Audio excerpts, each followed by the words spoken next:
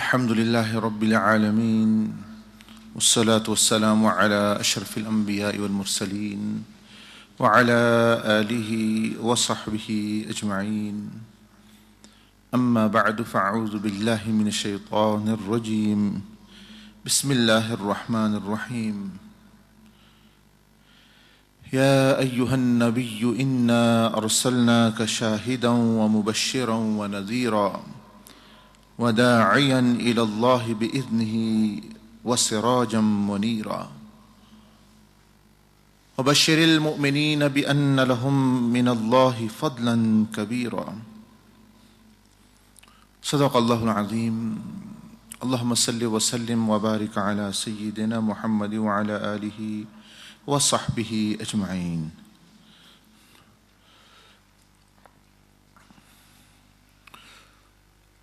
اب ہم اللہ جل مجدہ کے فضل سے سفر کا جو اسلامی مہینہ ہے اس کے آخری عشرے میں گزر رہے ہیں. تو اللہ جل مجدہ نے 12 مہینے پیدا فرمائے. محرم سے شروع ہو کر سفر، ربیع الاول،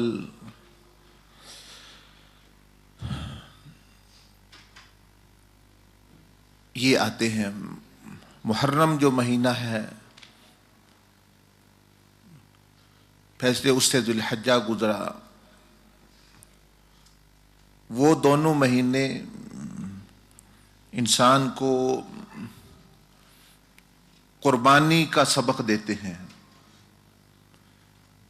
کہ ذی الحجہ میں حضرت ابراہیم علیہ السلام، حضرت اسماعیل علیہ السلام کی قربانی کا تذکرہ ہوا، اور اس سے اگلے مہینے محرم میں سیدنا امام الحسین رضی اللہ تعالیٰ عنہ اور ان کے اصحاب اور ساتھیوں کا واقعہ کربلا پیش آیا کہ وہ بھی قربانی کا ہے.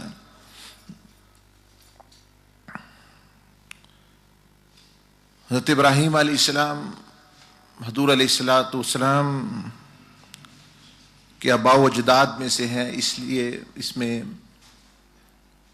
تو اسی طرح سیدنا امام حسین رضی اللہ تعالیٰ عنہ کے آباء و اجداد میں، امہات میں آگے اوپر ان کا تذکرہ آتا ہے. تو یہ وہ ایک ہی خاندان کا اصل میں تذکرہ ہو رہا ہے.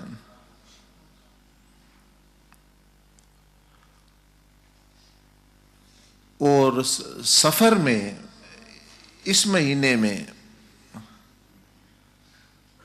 خود نبی اکرم صلی اللہ علیہ وسلم کی قربانیوں کا یہ مہینہ ہے کہ حضور علیہ السلام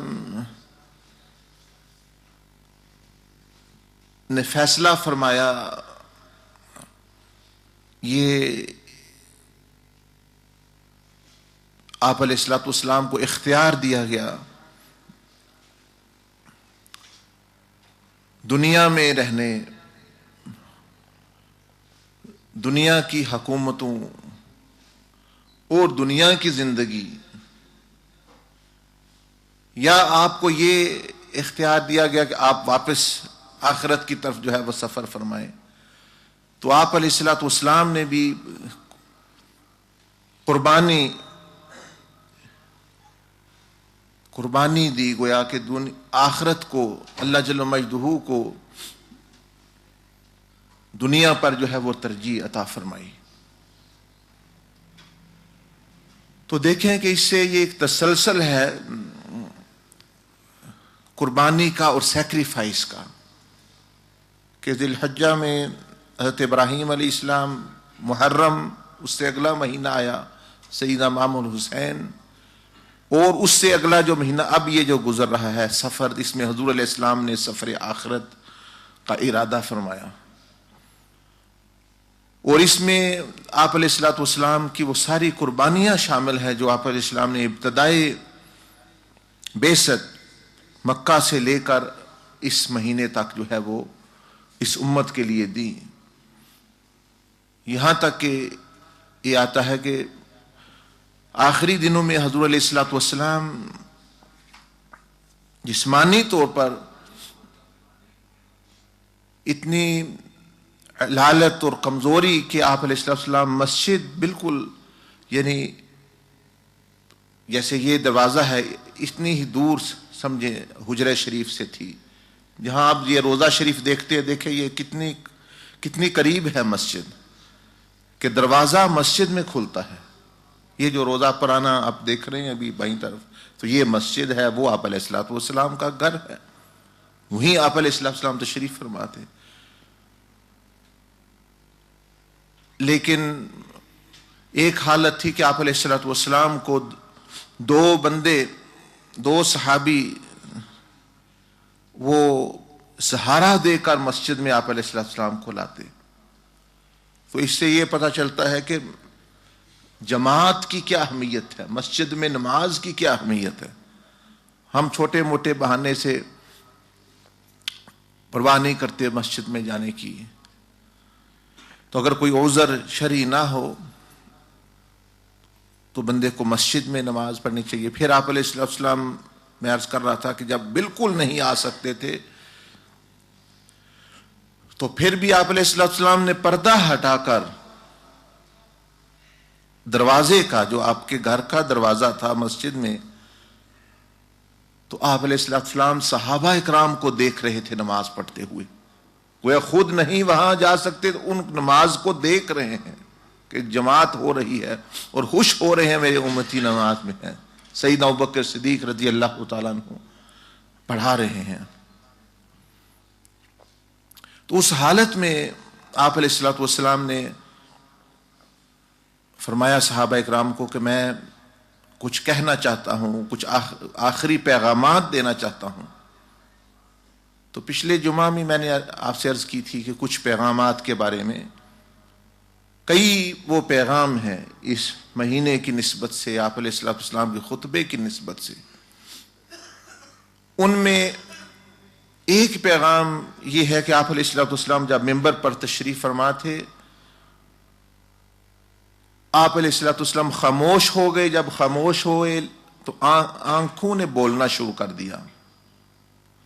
آنکھوں کا بولنا کیا ہے؟ آنکھوں کا بولنا آنسو ہے. تو بارش کی جھڑی کی طرح آپ علیہ السلام کے آنسو بہے جا رہے ہیں.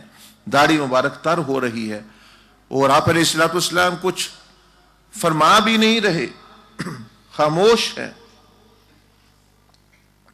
اور آنسو بہہ رہے ہیں. اب صحابہ اکرام رضوان اللہ اجمعین جو آپ علیہ السلام کے وضو کا پانی نیچے نہیں گرنے دیتے تھے، جو آپ علیہ السلام کے وضو کے پانی کے قطرے نیچے نہیں گرنے دیتے تھے، وہ کیسے برداشت کر سکتے کہ آنسو جو ہے وہ زمین پر گرے یا آنسو نکلے حضور علیہ السلام کی آنکھوں مبارک سے. صحابہ اکرام بے چین ہو گئے، پوری مسجد میں بے چینی پھیل گئی اور حضور علیہ السلام سے عرض کی انہوں نے کہ یا رسول اللہ صلی اللہ علیہ وسلم، ہم سے یہ منظر نہیں دیکھا جاتا، ہم سے آپ کا یہ گریا، آپ کے آنسو بہنا، یہ ہم پر ہمارا خون بہنے سے بھی زیادہ گراں گزر رہا ہے. تو آپ ہمیں حکم فرمائے کہ آپ کیوں اتنے پریشان ہیں، کیوں آپ علیہ السلام کے آنسو بہ رہے ہیں. تو حضور علیہ السلام نے فرمایا کہ میں جو مفہوم ہے کم و بیش آپ کو بیان کر رہا ہوں، یعنی تشریح کے ساتھ. گویا فرمایا کہ میں یہ سوچ رہا تھا کہ میرے یہ آخری دن ہے اس دنیا میں ظاہری طور پر،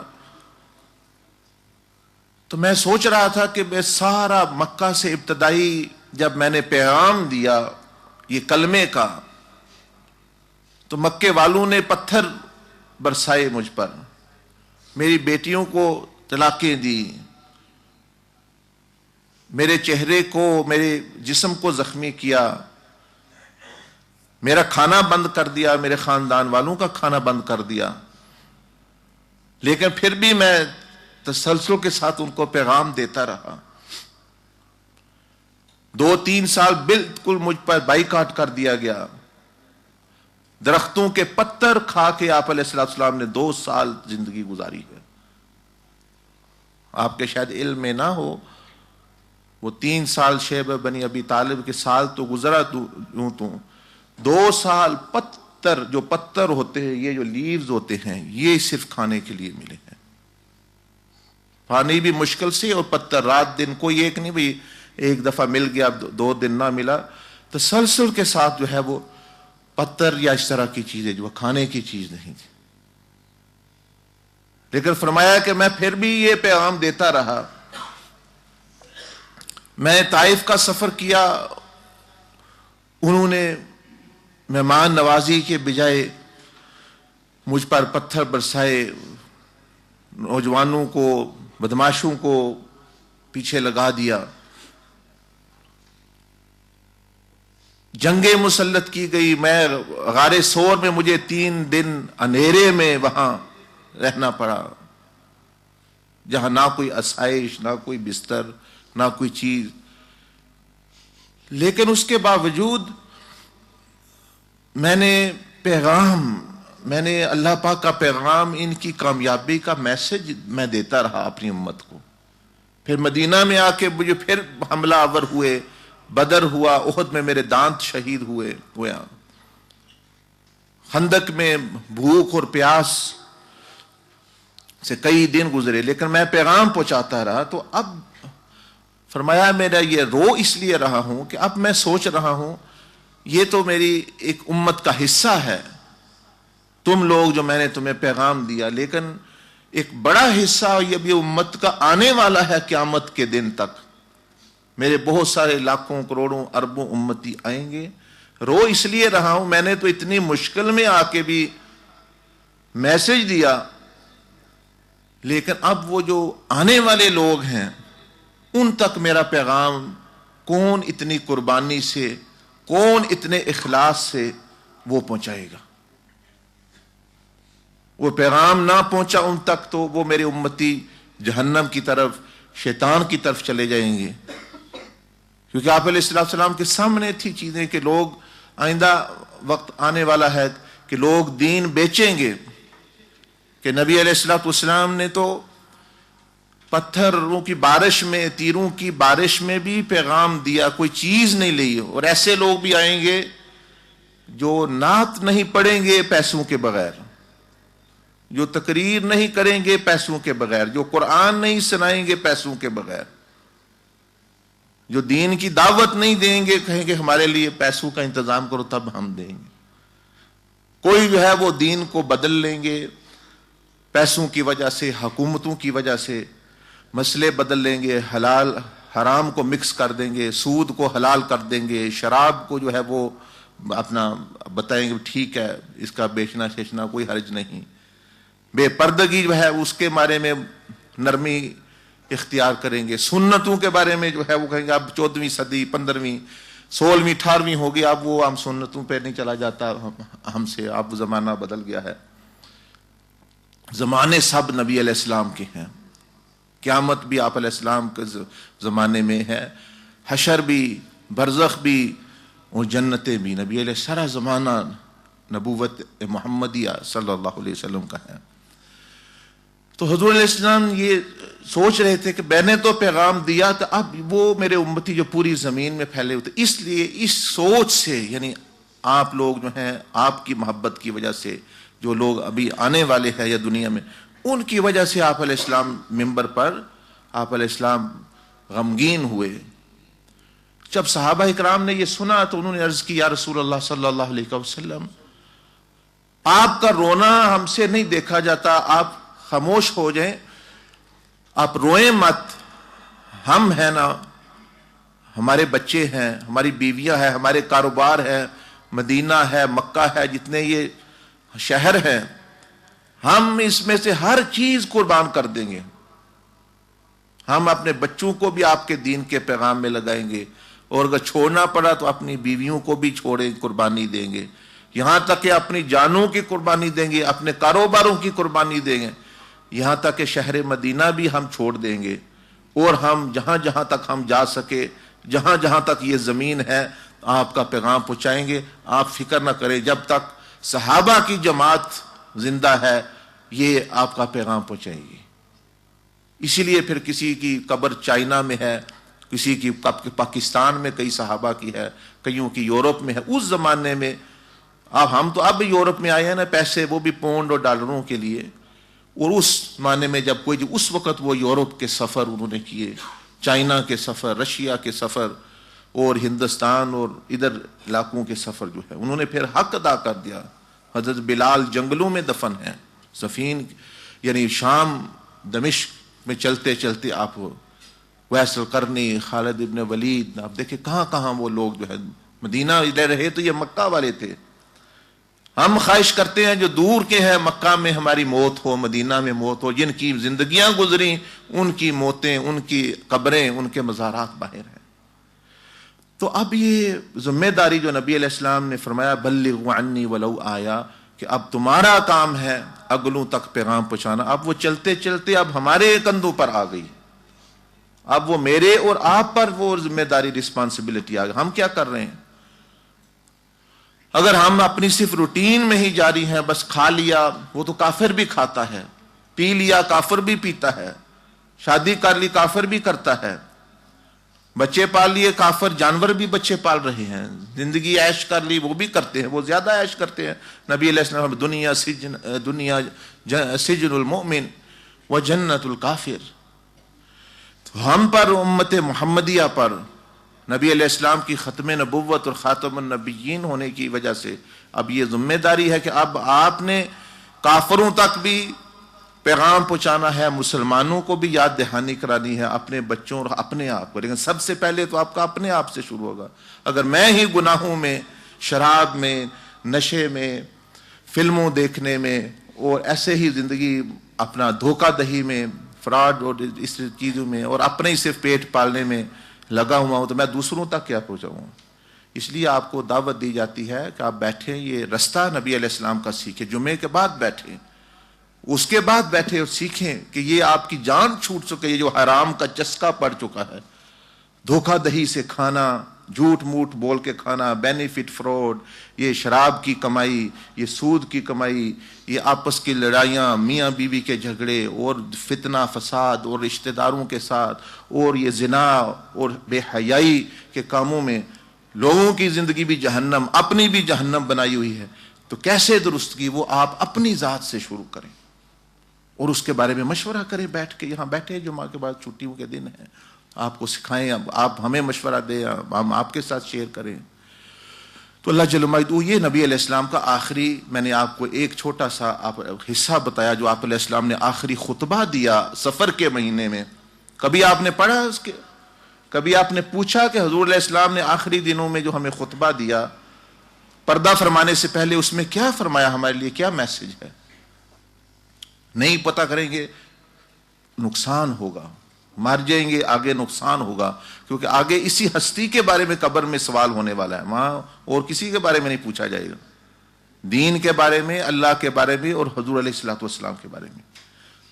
پچھلی دفعہ بھی میں نے آخری پیغام آپ کو دیا تھا کہ حضور علیہ السلام نے لوگوں کو اکٹھا کر کے، مدینہ والوں کو فرمایا تھا کہ اگر میں نے پوری زندگی میں، اگر کوئی سمجھتا ہے میں نے زیادتی کی ہے، کسی کو مارا ہے، وہ آج بدلہ لے لے مجھ سے، کیونکہ میں اس حالت میں دنیا نہیں جانا چاہتا کہ تم جو ہے وہ کسی کوئی بندہ پریشان ہو. اگر کسی کو میں نے کوئی بات کہی ہے، اس کو بری لگی ہے، تو وہ بھی بدلہ لے لے یا معاف کر دے. اگر میں نے کسی کا کوئی لین دین ہے، پیسے ہیں، دولت ہے، مال ہے، کسی کا قرض ہے، لین دین ہے، جو وہ سمجھتا ہے مجھ سے لینے ہیں، میں نے تو کلیئر کر دیا. اگر پھر بھی وہ سمجھتا ہے، وہ اٹھ کھڑا ہو، دعویٰ کرے، اپنا پیسے لے لے. تو یہ تین چیزیں آپ علیہ السلام نے فرمایا، عزت کے متعلقہ، جان لائف کے متعلقہ، اور پیسوں کے متعلقہ. اگر کسی کا میرا لین دین، یہ تین رائٹس ہیں، آنر، لائف اینڈ پراپرٹی، منی، یہ جو انسانوں کے حقوق ہوتے ہیں، تو حضور علیہ السلام نے آخری پیغام یہ بھی دیا. تو اس میں ہمیں بھی میسج ہے کہ ہم بھی اپنے معاملے درست کریں، رشتہ داروں سے معافی مانگیں، میاں بیوی اپنا معاملہ درست کریں، بچوں سے، پڑوسیوں سے، اوروں سے، خاص طور پر جن سے تعلقات خراب ہو گئے ان سے معاملات، ان کو راضی کرنے کی کوشش کریں. اور جب حضور علیہ السلام یہ اسوہ چھوڑ رہے ہیں، معاف، دیکھیں ایک ہستی امام الانبیاء کو کیا فرما رہی ہیں کہ کس لیے، وہ تو معصوم ہے، ان کا تو کوئی گناہ قریب بھی نہیں پھٹک سکتا، لیکن ہمارے سبق کے لیے کہ ہمیں حوصلہ ہو، ہم اکڑ کے نہ بیٹھیں، وہ میں کیوں معافی مانگوں، اپنے لوگ مر گئے ہیں، میاں بیوی آپس میں جدائی ہے، اکڑ ہے، وہ نہ وہ اس سے صلح کر رہے، اکڑ میں زندگی گزر جاتی ہے، 10-20 سال بعد ہوش آتی ہے، اب ہم صلح کریں. رشتہ دار ہیں، بھائی بھائی ہیں، کزن ہیں، بہنیں ہیں، چھوٹی چھوٹی باتوں، فلاں ہماری شادی پہ نہیں آیا، فلاں نے ہمیں رشتہ نہیں دیا، فلاں نے ہمیں قرض نہیں دیا. بھئی یہ کیا باتیں ہیں؟ حضور علیہ السلام کے چچا کو شہید کر دیا گیا، آپ کے کان کاٹ کے، ناک کاٹ کے، ہار بنا کے ہندا نے اپنے گلے میں ڈالا، تو آپ علیہ السلام نے اس کو بھی معاف کیا، وحشی کو معاف کیا، آپ کی بیٹیوں کو طلاقیں ہوئیں ان کو معاف کیا، گھر پر قبضہ ہوا ان کو معاف کیا. ہم کس باتوں میں پڑے ہیں چھوٹی موٹی؟ جی موت آ گئی اور آگے جو معاملہ آنے والا ہے بہت خطرناک ہے. اس لیے یہ بھی اس میں سبق ہے. اللہ جل مجدہ مجھے آپ کو حضور علیہ السلام کی محبت، عشق اور یعنی گزارنے کی، اور یہ میلاد منانے کا سب سے اعلیٰ طریقہ کہ اس سے شروع کریں، جو حضور علیہ السلام کی محبت میں اپنے معاملات اور امت کے ساتھ اپنا معاملہ درست کرنے میں، پھر ہی حضور علیہ السلام بھی خوش ہوں گے. اگر آپ میلاد منا رہے ہیں، ادھر اللہ کی مخلوق پر ظلم کر رہے ہیں، ادھر ان کی امت پر ظلم کر رہے ہیں، تو اس سے نبی علیہ السلام جو ہے وہ خوش نہیں ہوتے. پہلے ان کے ساتھ بھی معاملہ درست کریں، پھر جو ہے وہ بھی کریں، وہ پھر اللہ بھی خوش، اللہ کا رسول بھی خوش ہو، پھر بندے کی آخرت بھی بنتی ہے. اللہ جل مجدہ مجھے بھی سب سے پہلے آپ کو بھی توفیق عطا فرمائے، سنت ادا فرمائے. سبحانک اللہم و بحمدک.